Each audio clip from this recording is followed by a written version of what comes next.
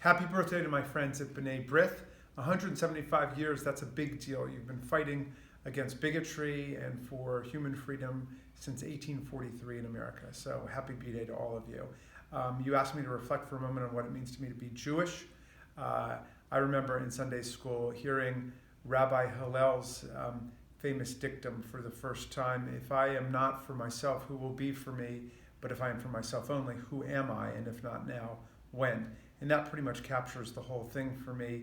We have to stand up for ourselves, because if we don't, who would do it?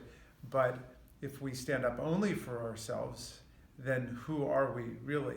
Our faith calls upon us to stand up for everybody who is being oppressed, everybody who's being enslaved, everybody who's being victimized. And if not now, when? Tells us that this is an immediate injunction. It's something we have to act on every day. The Passover season, which we just got through, reminds us of these obligations that we've got. We have to remember that we ourselves were slaves in the land of Egypt, and so we have to identify with the position of people who are enslaved and oppressed.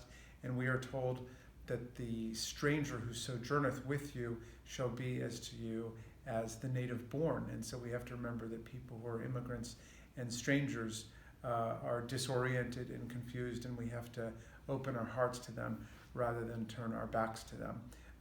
So the injunction of Tikkun Olam is something that I take seriously as a Jewish person, and I think that these values resonate with the best values of all the religious faiths, and of course with those people who identify not with a religious faith but with humanism and want to stand up for the rights of people all over the world and the universal values of freedom and justice for all. So those are my thoughts on being Jewish, and thanks for giving me the chance to reflect.